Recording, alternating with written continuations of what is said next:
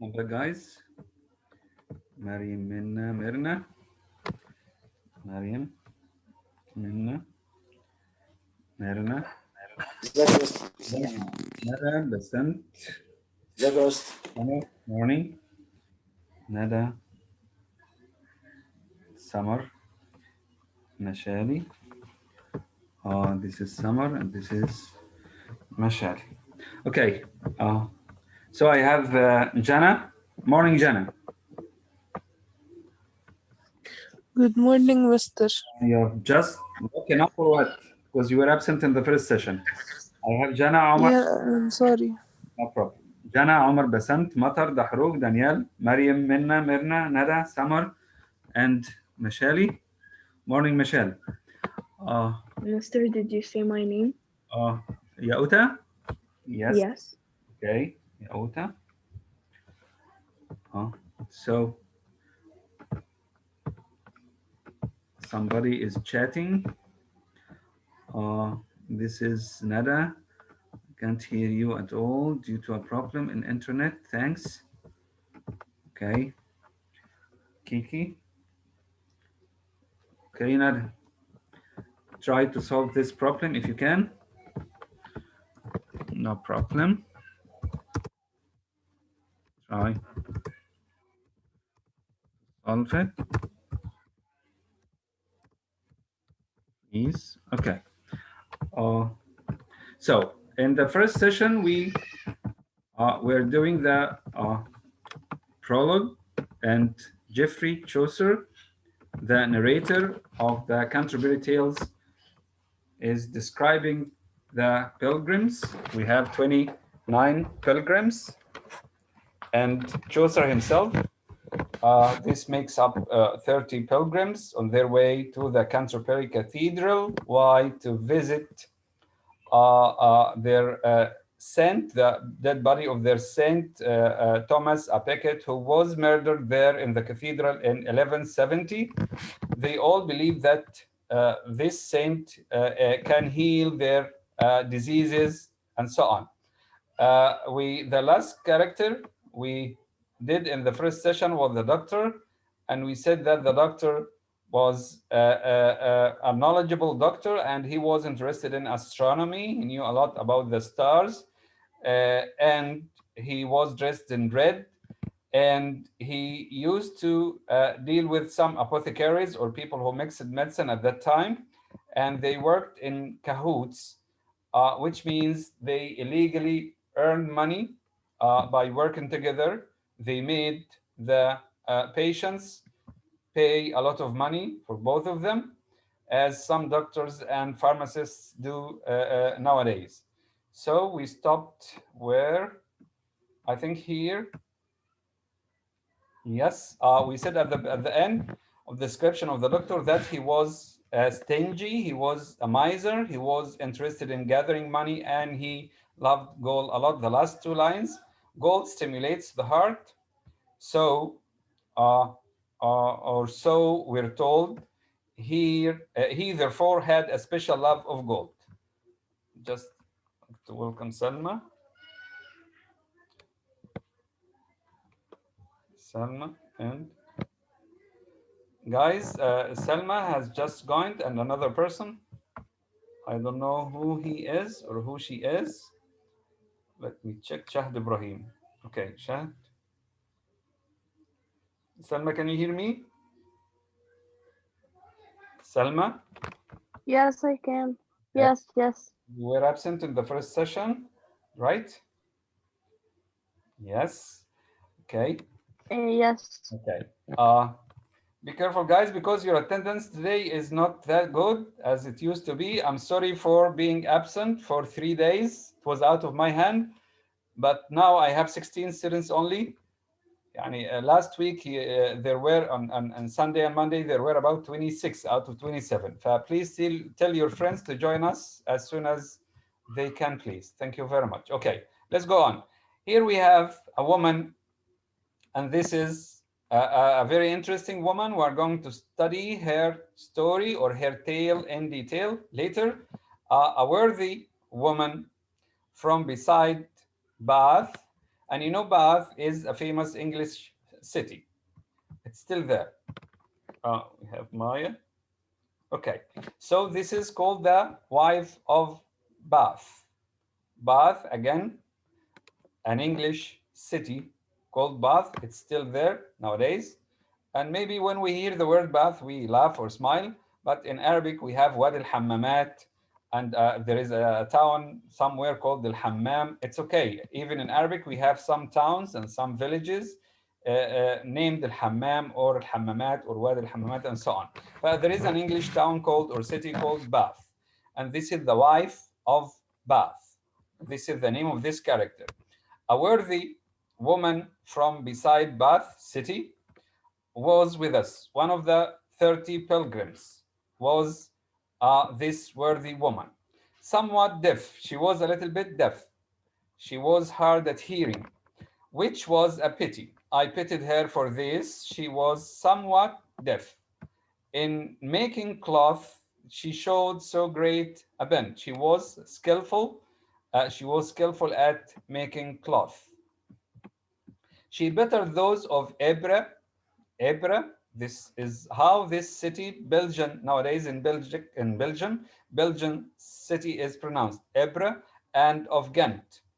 These are two cities which were famous for skillful tailors and dressmakers. Okay, for this woman, the wife of Bath, was more skillful than those people. In all the parish, not a dame dared stir towards the altar steps in front of her. Try to understand this well, guys, because this character is very important. In all the parish and all the area, a parish is like a village, not a dame, not a woman, dared stir towards the altar steps in front of her. Whenever she went to the church, no other woman would dare go to the altar before her. If you want to know the altar is the place at the front of the church where, let's say, offerings to gods or to the god are given. An altar, if I go to the dictionary to find the definition of an altar, give me a second. This is altar. It's a type of table used in ceremonies in a Christian church or in other religious buildings. Okay, so she was the first person to go there. If any woman went before her, she would punish her or insult her in a way or another. And if needed, they did. So wrath was she as to be quite put out of charity. If any woman dared go before her to the altar, she would be very angry. You know, wrath means anger. British English, wrath. Wrath, American English, wrath, anger. British English, wrath, wrath. Okay? Her kerchiefs were of finely woven ground. Her kerchiefs, maybe the scarf was a fine one, was an expensive one. I dared have sworn they weighed a good 10 pounds. They were expensive. I swear, I can swear, they were very expensive. The ones she wore on Sunday on her head. Okay, welcome, Farah. So the scarves or the kerchiefs she wore on Sunday were very expensive, I swear. Her hose were of the finest scarlet red and gartered tight. Her shoes were soft and new. Yani the woman were dressed finely. She was or lived in, let's say, ostentatious. The woman lived in or was dressed in expensive stuff. Bold was her face, handsome and red in hue. Her face was red or reddish. Worthy woman all her life. What's more, she'd had 5 husbands. This woman got married 5 times. The wife of Bath got married 5 times. All at the church door, apart from other company in youth. No need just now to speak of that, forsooth. and she had thrice been to Jerusalem. She traveled to Jerusalem, you know, Jerusalem in Palestine. Okay, she went there 3 times because there is an important church, the Church of Resurrection or Kanist al-Qiyamah. Christians go on pilgrimage to Jerusalem, as you know, uh, seeing many strange rivers. And she traveled a lot and passed over them. She'd been to Rome and also to Bologna, Rome, Italy, Bologna, I think, France, St. James of Compostela, and Cologne, and she was skilled in wandering by the way. She was a traveler. She visited Jerusalem 3 times, Rome, Bologna, and other places. She was skilled at traveling. She was a wanderer. She had gap teeth. There were gaps between her teeth. If we go to the picture, her mouth is closed here, but she's smiling. Okay, she had gap teeth set widely. There were wide gaps between her teeth. Truth to say, easily on an ambling horse, she sat well wimpled. She was riding an ambling horse or a healthy horse, and on her head a hat as broad as is a buckler or a shield. As you can see, the hat here in this picture on her head is as big as a shield, a large one. Large hips, her hips were large, her heels spurred sharply under that. This is the outwardly description. The narrator is describing the wife of Bath's body. In company, she liked to laugh. When she was in company of other people, she was cheerful. She liked to laugh and chat and knew the remedies for love's mischances, an art in which she knew the oldest dances. She knew everything about love. If anybody had a problem with love, she would give him a remedy or a prescription which would help him or her with her, let's say, problem. Uh, let's move on to another person. A holy-minded man of good renown there was, and poor the person to a town. You know, a person is like a priest who was responsible for a church in any town. Again, we move from the wife of Bath's description to the person, a person like a priest. Again, a holy-minded man of good renown there was, and poor the person to a town. Yet he was rich in holy thought and work. He also was a learned man, a clerk, who truly knew Christ's gospel and would preach it devoutly to parishioners, the villagers or the followers to this parish, and teach it. So this man was knowledgeable about the gospel or the Bible, and he would preach it devoutly. He was devoted in his work or to his work and teach the gospel. Benign, he was a good man, and wonderfully diligent. He was hardworking. Diligent means hardworking, and patient when adversity was sent. For so he proved in great adversity. When there was a problem in something, he was patient. But again, the man was devoted, knowledgeable, diligent, hardworking, patient, interested in his work. He much disliked extorting tithe or fee. Tithe, guys, you know, Christians or most Christians pay 10% of their income to the church. Let's go to the word tithe here. 1/10 of a person's income paid as a tax to support the church. Or like zakah in Islam, zakah, Christians pay 10% or 1/10 of your income. If you earn £1,000 a month, you pay £100 as a tax to support the church. Okay, so he much disliked extorting tithe. Some people cheat with their tithe. For example, Myrna gets or earns $1,000 every month, and she gives the church just 30.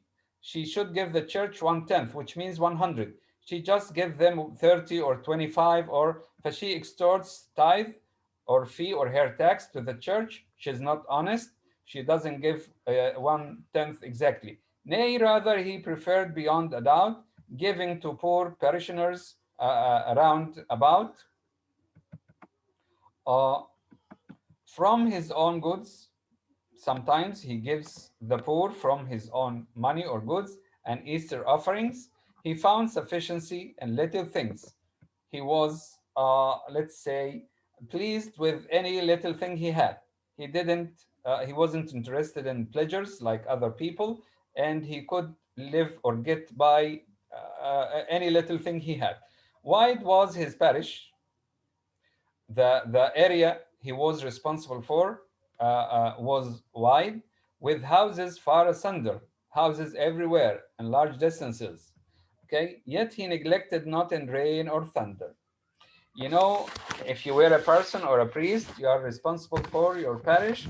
You are supposed to visit them at home and see how they are, ask how everything is going. Even in heavy rain or thunder, he didn't neglect visiting them. He visited them all, although they were far asunder. Yani, houses were at large distances from each other or one another. And he was a devoted person. In sickness or in grief, even if he was sick, he visited them, or grief, sad, to pay a call on the remotest. He would visit the remotest, the farthest place, whether great or small. Whether this house belonged to a rich person or a poor person, upon his feet, he would walk there. He didn't go riding a horse or a donkey. And in his hand a staff. This noble example to his sheep he gave. Uh, you know, uh, uh, uh, he is like a shepherd who looks after his sheep. The shepherd is the priest who looks after the people, the parishioners, or the people, or the villagers he was responsible for. Here, the sheep here means the followers or the people who, or about whom he was responsible, or for whom he was responsible. First, following the word before he taught it, and it was from the gospel he had quoted. This little proverb he would add thereto, that if gold rust, what then will iron do? Again, if gold rust, you know, gold never rusts. You know that gold is always glittering, okay, and it never rusts. If the question here is, if gold rusts, what then will iron do? And if gold rusts, what will iron do? You know, iron rusts easily. For if a priest be foul, if the priest himself, the gold, the shepherd, is, let's say, corrupt, in whom we trust, no wonder that a common man should trust. If the priest himself is corrupt, no wonder any common person should trust. And shame it is to see, let priests take stock, a soiled shepherd and a snowy flock. It's shame to see a soiled shepherd, a dirty priest. Shepherd here is the priest or the person. A soiled priest and snowy flock of sheep. When the people are, let's say, when the priest himself is sinful and the people are innocent or clean or white like snow, this is a shame, of course. When the person in charge of the other people is corrupt and the people themselves are good. The true example that a priest should give is one of cleanness. And a priest or a shepherd, the shepherd here means the priest or the person, should be clean. How the sheep would live. Okay, and if he is clean, the sheep or his parishioners will be like him. Close the door. Close the door, please. Close the door. حسب ايدك. يلا. Sorry. He did not set his benefice to hire and leave his sheep encumbered in the mire, or run to London to earn easy bread. by singing masses for the wealthy dead.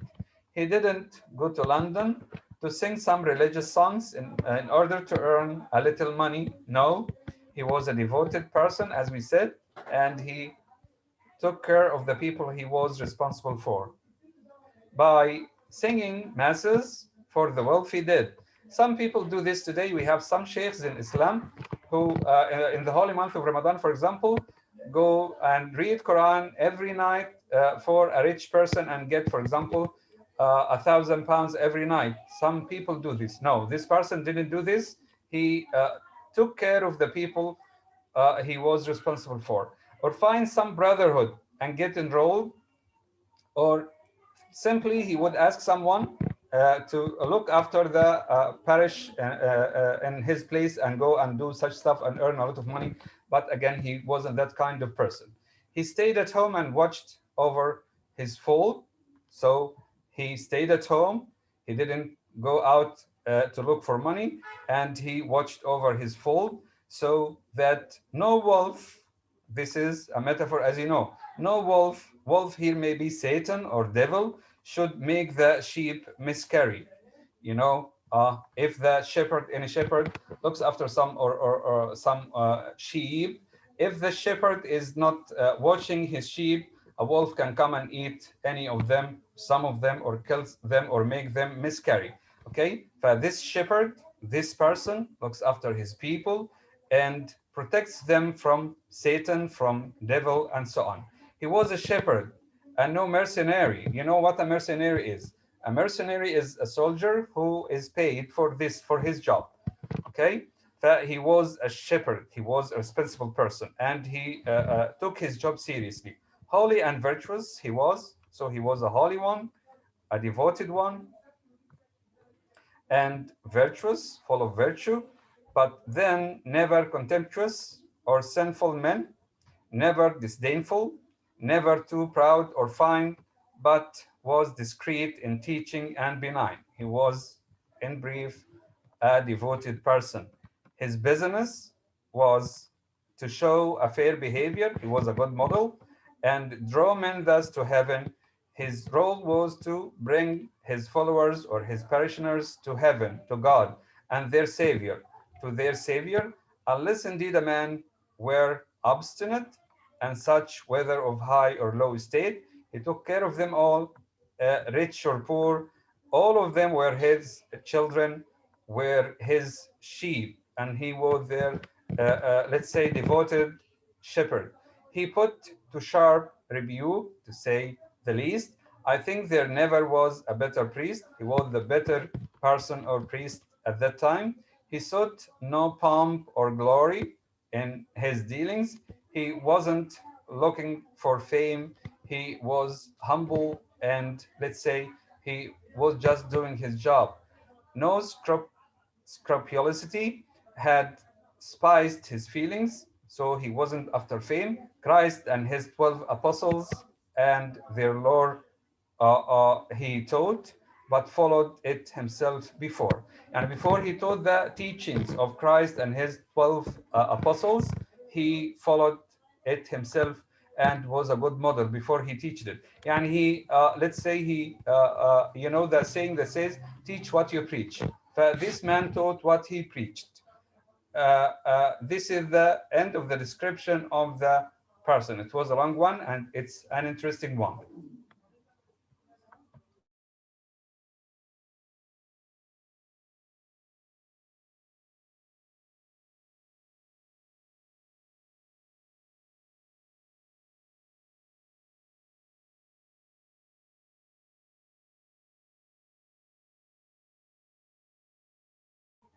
Okay, let's move on to the next character, a plowman. You know, a plow is a tool farmers use to move the soil, as you know, to make it fresh again. Okay, so there was a plowman in Arabic, al-harrat. This job is no longer there now. In the past, we used to have a man with a horse or a cow or a donkey with a plow, this simple tool which was used to move the soil, as we said. between rice and cotton and so on. There was a plowman with him there, with whom? With the person, his brother. He was as good as his brother. Okay, so the person has a brother who is a plowman.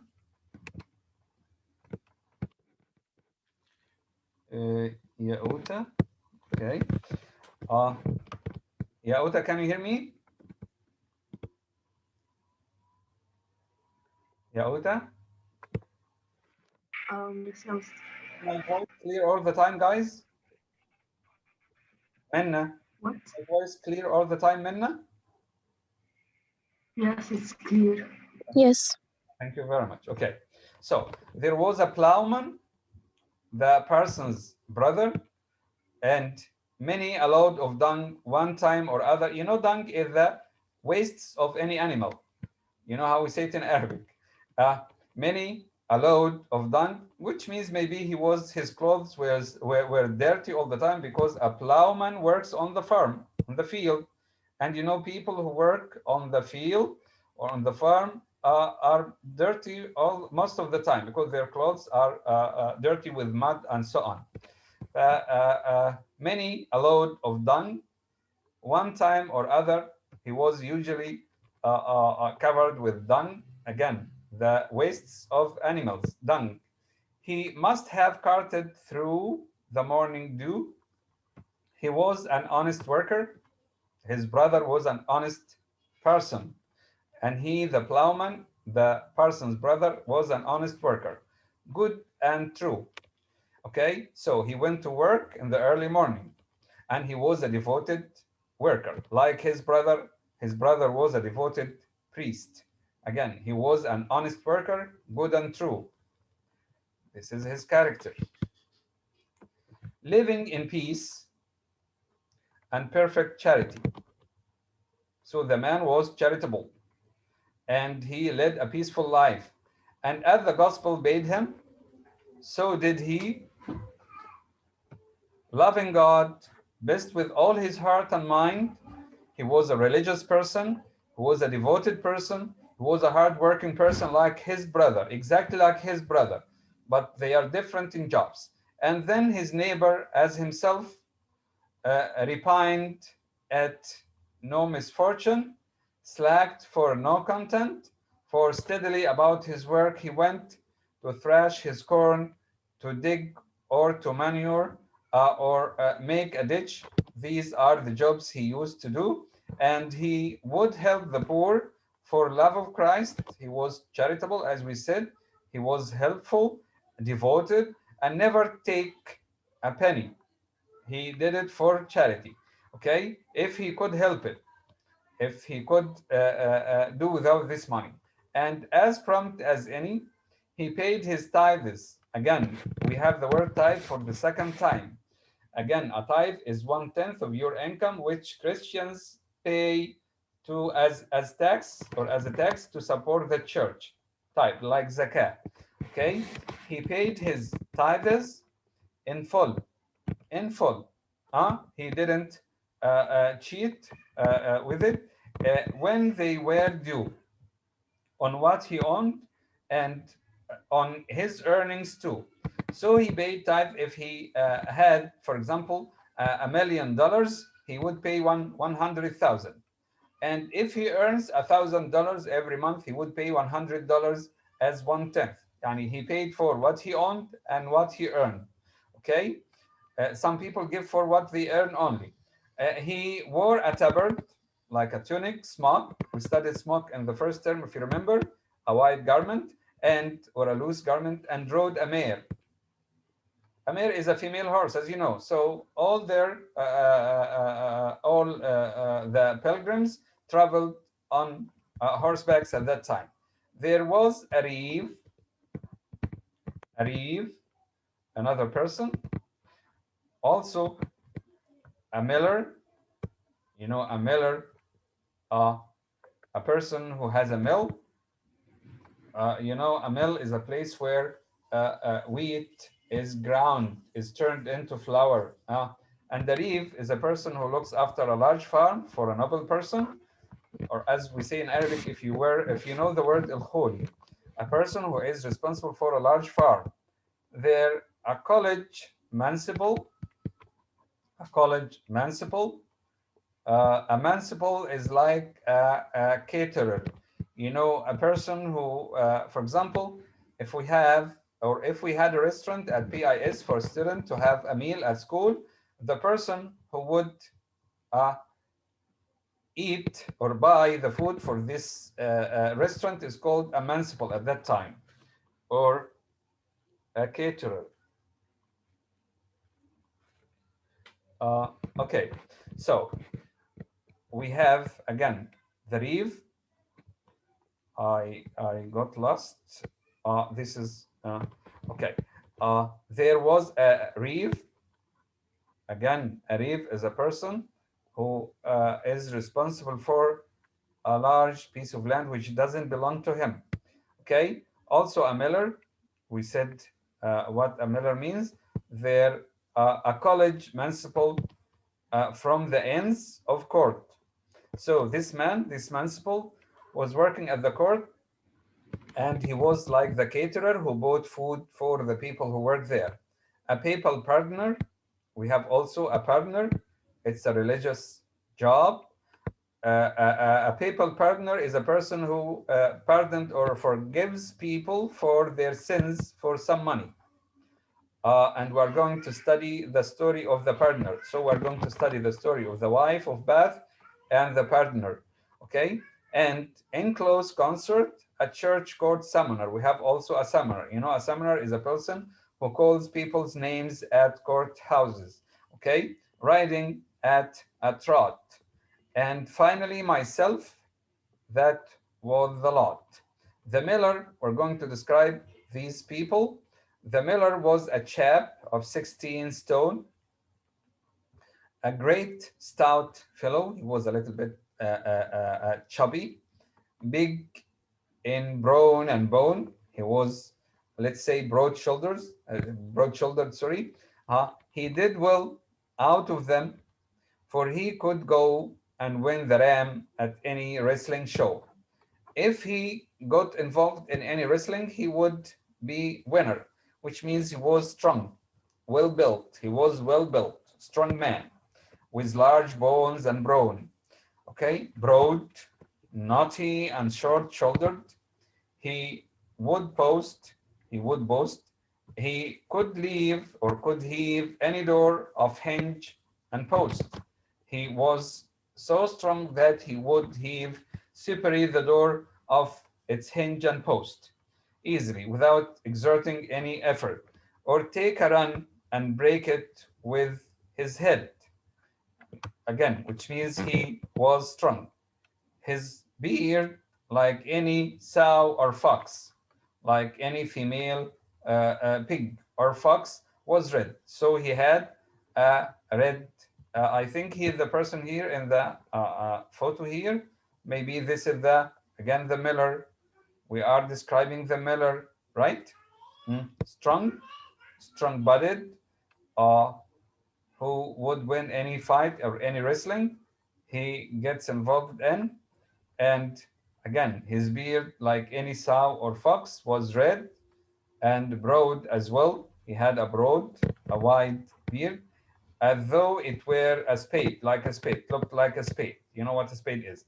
And at its very tip, at the tip of his beard, his nose displayed a wart.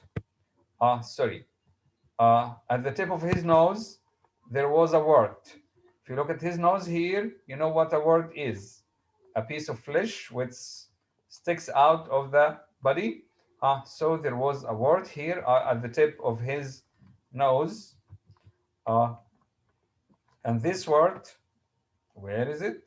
On which there stood a tuft of hair. Out of this wart, a tuft of hair, some hairs grew red as the bristles in an old sow's ear. The hairs that grew out of the wart on his nose, on the tip of his nose, were red, like the bristles, like the hairs in an old sow's ear, like the hairs in an old sow's ear. A sow, again, a sow is a female pig. If you remember in grade 11, the book thief, thou curl, thou mensch, huh? Thou, this is sow in English. Okay? His nostrils, you know, the nostrils are the two openings in your nose. His nostrils were as black as they were white. They were white, big and black. He had a sword and buckler at his side. His mighty mouth, his big mouth, was like a furnace door, like the door of a furnace. You know what a furnace is, like a big oven. A wrangler and buffoon. He had a store of tavern stories. He had a store of tavern stories, filthy stories, dirty stories, filthy in the main. He could tell many filthy stories. He was a master hand at stealing grain. You know, people took their grain to grind in his mill, he used to steal the grain from the people. He felt it with his thumb, and thus he knew its quality. He could feel the grains with his thumb, and if it's a good quality, and took 3 times his due. If he deserves to take 1 kilo, he took 3. A thumb of gold by God to gauge an oath. He wore a hood of blue and a white coat. He liked to play his bagpipes. You know, this is a musical instrument, up and down. And that was how he brought us out of town. He was playing on their pilgrimage trip. I'll stop here. So we were supposed to finish page 112, but we still have about 2 minutes before the end of the session only. Okay, so I'll stop here, and tomorrow, inshallah, we're going to complete maybe to the end of the prologue. So far, we described most of the characters. Again, if you go to the SMS, you'll find a description of the characters summarized, the chart I showed you at the beginning of the session. All you need to do about the prologue is to study it. You may be asked to write a short note about any of these characters. And in the future, inshallah, we're going to study 2 tales. The partner's tale, the partner, the person, we're going to describe him later, the person who used to pardon people and take money from them for that, and the wife of Bath's tale. Thank you very much. See you tomorrow, inshallah.